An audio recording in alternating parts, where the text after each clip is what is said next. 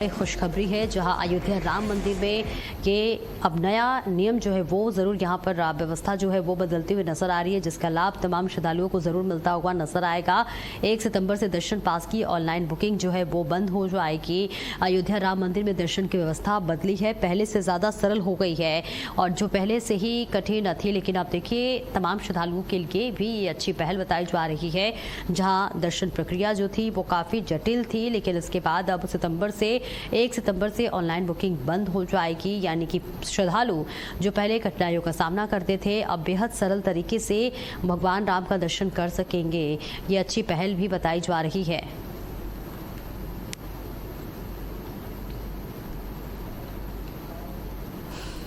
और यूपी में swine flu से पहली मौत हुई है, जहां लखनऊ में 50 साल की महिला ने दम तोड़ा है। बलरामपुर अस्पताल में इलाज के दौरान महिला की मौत हो गई है। 24 अगस्त को जांच में स्वाइन फ्लू की पुष्टि हुई थी। महिला की मौत के बाद अस्पताल में बढ़ाई गई है सतर्कता। 17 डॉक्टर कर्मियों और मरीजों के सैंपल केजीएमयू भेजे गए हैं। ये बड़ी जानकारी आप तक साझा कर रहे हैं, जहाँ उत्तर प्रदेश में स्वाइन फ्लू से पहली मौत का मामला सामने आया है। 50 साल की एक महिला ने स्वाइन फ्लू से पीड़ित थी और देखिए उसने दम तोड़ दिया है और अब फिर इस पूरे मामले में जांच पड़ताल की जा रही है। बलरामपुर अस्पताल में इलाज के दौरान महिला की मौत हो गई है। 24 अगस्त को जांच में स्वाइन फ्लू की पुष्टि हुई थी, जिसके बाद अब महिला ने दम तोड़ दिया है और देखिए ये भी पता लगाने की कोशिश की जा रही है कि क्या महिला ने वाकई स्वाइन फ्लू से ही दम तोड़ा है या फिर पहले से ही वो किसी बीमारी से ग्रसित थी। और देखिए 17 डॉक्टर कर्मियों और मरीजों के सैंपल भी केजीएम में भेजे गए हैं जो उस महिला के संपर्क में आए हुए थे। तो H1N1 जो फ्लू है वो इस वक्त अपना रौद्र रूप दिखाता हुआ नजर आ रहा है। सतर्कता बढ़ा दी गई है। लखनऊ में 50 साल की महिला ने दम तोड़ दिया है। अभी 24 तारीख को ही वो स्वाइन फ्लू से पॉजिटिव पाई गई थी, जिसके बाद बलरामपुर अस्पताल में उसने दम तोड़ दिया है, अंतिम सांस ली है।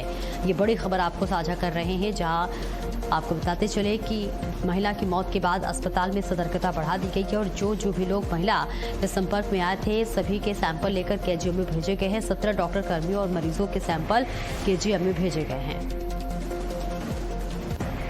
और एक और बड़ी खबर, जहां उत्तर प्रदेश में मिलावटखोरों पर बड़ा एक्शन हुआ। 18 से ज्यादा एफआईआर की गई है। 46 लाख से ज्यादा का माल जब्त किया गया है। 13,000 किलो सामग्री जब्त की गई है। मिलावट के 182 नमूने लिए गए हैं। ये बहुत बड़ी जानकारी आप तक साझा कर रहे हैं। 18 से ज्यादा एफआईआर दर्ज की गई है। 46 लाख से ज्यादा का माल जब्त किया गया है। उत्तर प्रदेश में मिलावट सामानों पर अब सख्त होते हुए सरकार नजर आ रही है। 13,000 किलो सामग्री जब्त की गई है। जांच के लिए सैंपल भेज दिए गए हैं। 182 नमूने भी मिलावट के लिए गए हैं।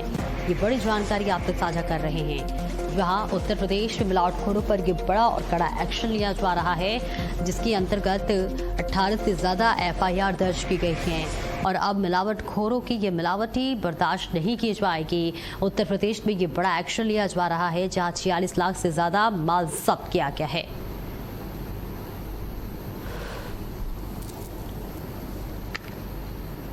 तो बड़ी खबर आप तक साझा कर रहे हैं।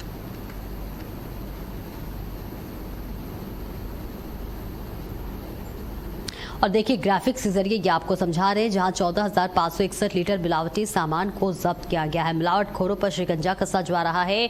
18,607 किलोग्राम मिलावटी सामान को नष्ट किया गया है। 7,630 लीटर खराब सामान भी नष्ट किया गया है। उत्तर प्रदेश सरकार का मिलावटखोरों पर यह शिकंजा, जहां बताया जा रहा है कि 26 लाख रुपए का सामान जब्त किया गया है। 27 अगस्त तक 18 एफआईआर दर्ज किए जा चुके हैं। तो बड़ी जानकारी, जहां कई कारोबार इस वक्त ठप पड़ते हुए जरूर नजर आ रहे हैं, क्योंकि मिलावटखोरों पर अब सख्ती की जा रही है, बड़ा एक्शन लिया जा रहा है। उत्तर प्रदेश में अब मिलावटी पर बिल्कुल भी एक तरह से कहें तो कोताही नहीं बरती जाएगी। बड़ी जानकारी आप तक साझा कर रहे हैं, जहां उत्तर प्रदेश में मिलावटखोरों पर शिकंजा योगी सरकार कसती हुई नजर आ रही है और अब तक 7,630 लीटर खराब सामान को भी नष्ट किया जा चुका है। इसके साथ ही 26 लाख रुपए का सामान भी जब्त किया गया है। तो मिलावटखोरों पर उत्तर प्रदेश शिकंजा कसती हुई नजर आ रही है। और देखिए एफआईआर की भी संख्या लगातार बढ़ रही है। हालांकि 27 अगस्त तक 18 एफआईआर दर्ज किए जा चुके हैं और अब जो भी मिलावट की जा रही है, मिलावटखोरों पर अब सख्ती करते हुए योगी सरकार नजर आ रही है। 13,440 किलो मिलावटी सामान भी जब्त किया गया है। जालौन में रक्षा बंधन पर महिलाओं को सरकार ने बड़ी राहत दी है। रक्षाबंधन के इस खास मौके पर उत्तर प्रदेश रोडवेज बसों सिटी ई बसों में महिलाओं को 29 अगस्त की रात 12 बजे तक निःशुल्क यात्रा की सुविधा दी जा रही है। और खास बात यह है कि महिला यात्री के साथ सफर करने वाले एक सह यात्री भी मुफ्त यात्रा कर सकेगा। इस सुविधा के से मायके और भाइयों कि घर राखी बांधने जाने वाली महिलाओं को यात्रा खर्च में बड़ी राहत मिलेगी। ग्रामीण क्षेत्रों से शहरों और दूसरे जिलों में जाने वाली महिलाओं के लिए ये सुविधा खास तौर पर उपयोगी साबित होगी। वहीं 60 वर्ष से अधिक उम्र की महिलाओं को लोकमाता अहिल्या बाई मातृशक्ति यात्रा योजना के तहत प्रदेश भर में आजीवन मुफ्त बस यात्रा की सुविधा दी गई है। रक्षाबंधन पर सरकार की इस पहल से बहनों में बहुत खुशी है और त्योहार पर घर पहुंचना अब पहले से ज्यादा आसान होता हुआ नजर आ रहा है। तो ये तस्वीर आप तक साझा कर रहे हैं, जहां आपको बताते चले कि उत्तर प्रदेश में महिलाओं के लिए बड़ी सौगात दी जा रही है और इसके साथ ही साथ बहनों को सरकार ने ये बड़ी राहत दी है। योगी आदित्यनाथ ने रक्षाबंधन जैसे महापर्व पर महिलाओं के लिए विशेष सुविधा के लिए उनको उत्तर प्रदेश परिवहन बस में यात्रा निःशुल्क करने के लिए कहा गया। आपको हम बता दें, इस वक्त मैं मौजूद हूं जनपद जालौन के उरई रोडवेज बस स्टैंड पर उत्तर प्रदेश परिवहन की बस में मौजूद हूं। हमारे साथ में कुछ महिलाएं भी हैं, आइए इनसे जानते हैं। आज रक्षाबंधन का त्योहार है, आप निःशुल्क यात्रा कर रही हैं उत्तर प्रदेश परिवहन में, कैसा लग रहा है? क्या नाम है आपका? काफी अच्छा किया योगी जी ने, काफी सालों से वो हम लोगों के लिए कर रहे हैं, महिलाओं को फ्री यात्रा की सुविधा दे रहे हैं। जैसे कि हमारे साथ में बहन जी कहाँ से कहाँ जा रही हैं आप? हम लोग उरई से कालपी जा रहे हैं। जैसे हमारे साथ में बहन जी ने बताया कि योगी आदित्यनाथ की सरकार ने जो मुहिम चलाई है, महिलाओं को फ्री यात्रा करने के लिए कहा है। और भी हमारे साथ में महिला मौजूद है, आइए इनसे जानते हैं कि आप इस कहाँ से कहाँ जा रही हैं? उरई से उसरगांव। ये उरई से उसरगांव जा रही हैं। एक महिलाओं के साथ में सह यात्री भी फ्री करने की बात कही गई, आपके साथ में कोई है ऐसा? कोई नहीं। चलिए, जैसे कि इन्होंने बताया कि अभी हमारे साथ फिलहाल ऐसा कोई नहीं है। फिलहाल जो योगी आदित्यनाथ द्वारा जो महिलाओं को यात्रा करने की बात कही गई है वो कारगर साबित हो रही है। जालौन से भारत अपडेट के लिए। और चलिए आगे बढ़ते हैं। बरेली में रक्षाबंधन पर भावुक कर देने वाला नजारा देखने को मिला, जहां रक्षाबंधन के पावन पर्व पर स्वयं सहायता समूह यानी कि NRLM से जुड़ी दीदियां कलेक्ट्रेट पहुंची और जिलाधिकारी अविनाश सिंह को भाई मानकर उनकी कलाई पर स्नेह की राखी बांधी।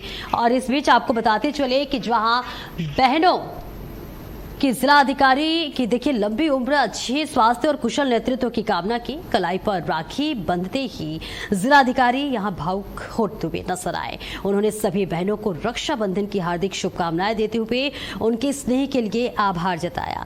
डीएम ने कहा कि रक्षाबंधन केवल त्योहार नहीं बल्कि विश्वास, सहयोग और सामाजिक एकता का प्रतीक है। तो देखिए, जिलाधिकारी को यहां बहनें राखी बांधती हुई नजर आई और जिलाधिकारी के हाथों पर जैसे ही राखी बंधी, यहां जिलाधिकारी भावुक होते हुए नजर आए, जिसकी तस्वीर आपकी टीवी स्क्रीन पर साझा कर रही हैं। तमाम महिलाएं रक्षाबंधन के इस पावन पर्व पर जिलाधिकारी को राखी बांधने के लिए पहुंची हुई थी और रक्षाबंधन पर डीएम को दीदियों ने राखी बांधी। दीदियों की राखी से भावुक होते हुए जिलाधिकारी नजर आए। रक्षाबंधन पर स्वयं सहायता समूह की बहनें पहुंची हुई थी, दीदियां पहुंची हुई थी और जिलाधिकारी को राखी बांधकर राखी का ये प्यारा सा बंधन बांधकर स्नेह और दुलार लौटाते हुए नजर आए। जहां जिलाधिकारी भी भावुक होते हुए नजर आए और सभी महिलाओं को यहां पर उन्होंने गिफ्ट दिया और साथ ही साथ स्नेह और प्यार दुलार लेते हुए नजर आए। और देखिए, आज रक्षाबंधन के इस खास मौके पर इस पर्व को बेहद उत्साह के साथ मनाया जा रहा है। इस खास मौके पर तमाम दीदियां पहुंची हुई थी, जहां रक्षाबंधन पर जिलाधिकारी को राखी बांधते हुए नजर आई और इस देखिए खास मौके पर जिलाधिकारी भी भावुक होते हुए नजर आए, जिसकी तस्वीर आपकी टीवी स्क्रीन पर साझा कर रहे हैं। उत्तर प्रदेश के सभी कारागारों में रक्षाबंधन का पर्व हर्षोल्लास के साथ मनाया जा रहा है। कारागार मंत्री दारा सिंह चौहान ने बंदियों को उनकी बहनों से राखी बंधवाने के लिए कारागारों में समुचित व्यवस्थाएं सुनिश्चित करने के निर्देश दिए हैं।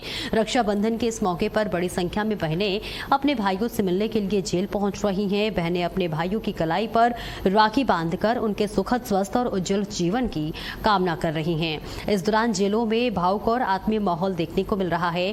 कारागार मंत्री ने बताया बताया कि भाई बहन के पवित्र प्रेम और विश्वास का प्रतीक यह पर्व प्रदेश के सभी कारोबारों में हर्षोल्लास के साथ मनाया जा रहा है।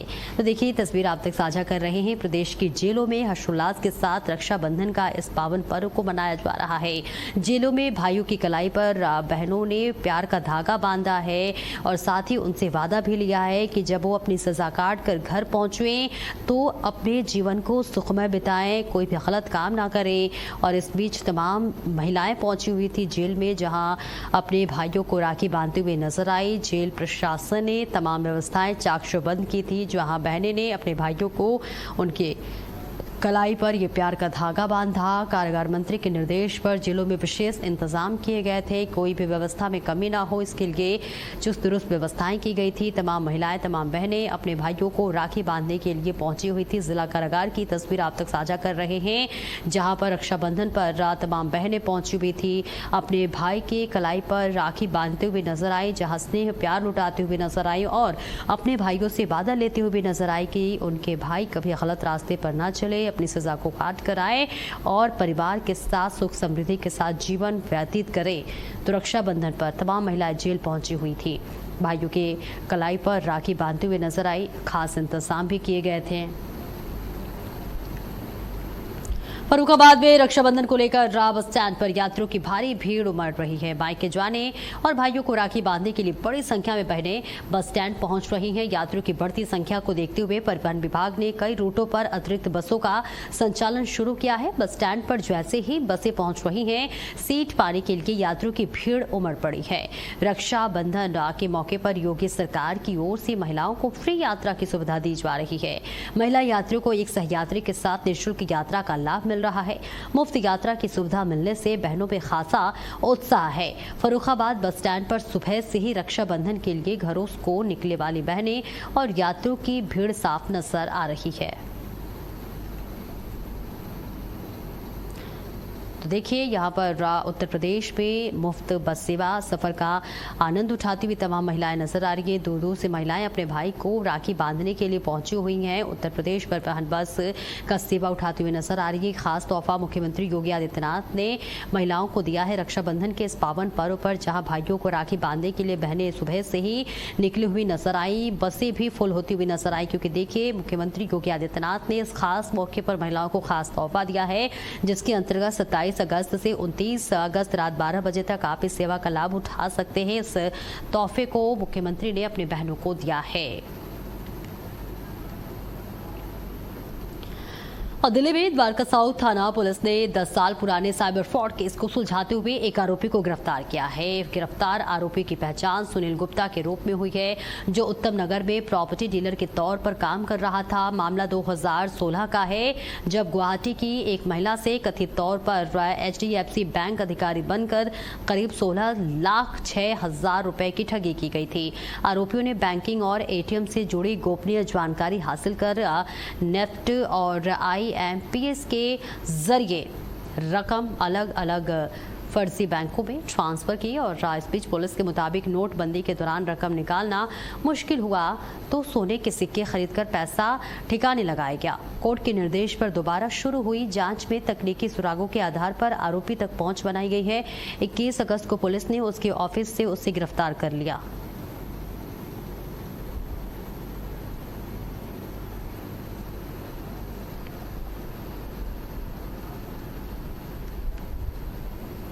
और गाजियाबाद के साहिबाबाद सीमा चौकी क्षेत्र में एक युवक की चाकू घोंपकर हत्या कर दी गई। मृतक की पहचान अयान के रूप में हुई है। कुछ युवकों से पुराने मामूली विवाद के बाद उन पर चाकू से हमला किया गया। घायल अवस्था में अयान को अस्पताल पहुंचाया गया, जहां उपचार के दौरान उनकी मौत हो गई।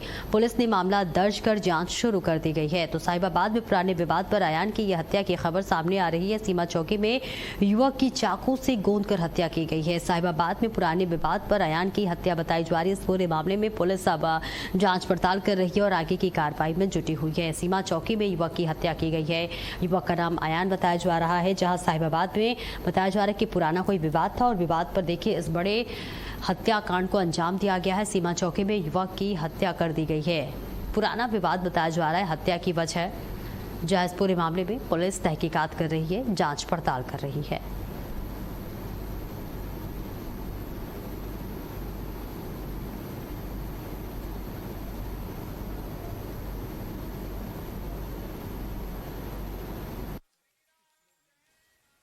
थाना साहिबाबाद क्षेत्र की सीमा चौकी के अंतर्गत शहीद नगर मेट्रो स्टेशन के नीचे कल दो पक्षों के बीच लड़ाई झगड़ा हुआ था, जिसमें एक पक्ष के अयान को चाकू से घायल कर दिया गया था, जिसको उपचार हेतु राजीव गांधी हॉस्पिटल नई दिल्ली लेकर जाया गया, जहां उपचार के दौरान उसकी मृत्यु हो गई। प्रकरण के संबंध में एक बाल अपचारी को पुलिस हिरासत में लिया गया है, जिसने चाकू से अयान को घायल किया था। इसमें 2 अन्य लोगों को भी पूछताछ हेतु पुलिस हिरासत में लिया गया है। और जौनपुर जिला कारागार में रक्षाबंधन पर भावुक कर देने वाला नजारा देखने को मिला, जहां रक्षाबंधन के पावन पर्व पर बड़ी संख्या में बहनें अपने बंदी भाइयों से मिलने जेल पहुंची और उनकी कलाई पर राखी बांधी। बहनों ने भाइयों को मिठाई खिलाकर उनके उज्जवल भविष्य की कामना की। इस खास मौके पर इस दौरान कई बहनों ने भाइयों से अपराध की राह छोड़कर जेल से बाहर निकलने के बाद नई जिंदगी शुरू करने का संकल्प भी लिया। बहनों ने भाइयों से कहा कि वे भविष्य में किसी भी आपराधिक गतिविधि से दूर रहें और परिवार के साथ शांतिपूर्ण और सम्मानजनक जीवन व्यतीत करें।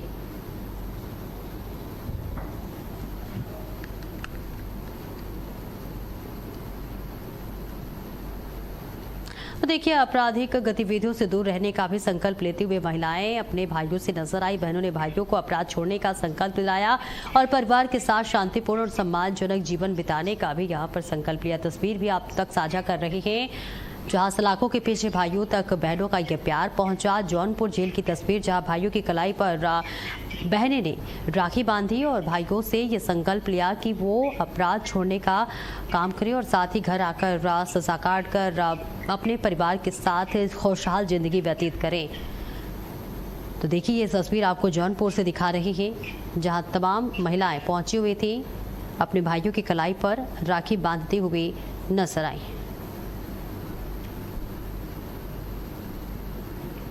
लखनऊ में चोरों के आतंक ने पुलिस की गश्त पर सवाल खड़े कर दिए हैं। थाना सुशांत गोल्फ सिटी क्षेत्र में कार सवार राचोरों ने एक घर को निशाना बनाकर चोरी की वारदात को अंजाम दिया। बताया जा रहा है कि परिवार अस्पताल में मौजूद था और इसी का फायदा उठाकर राचोर घर से नकदी लेकर फरार हो गए। आरोप है कि चोर 2 कारों से जो है घूमकर घरों की रेकी करते हैं और वारदात के बाद आसानी से निकल जाते हैं। मकान मालिक ने चोरी की पूरी घटना का सीसीटीवी फुटेज पुलिस को सौंपा है, जिसमें संदिग्धों के चेहरे भी साफ नजर आ रहे हैं। इसके बावजूद पुलिस के हाथ अभी खाली हैं। और इसी के साथ इस बुलेटिन में इतना ही। खबरों का सिलसिला लगातार जारी है।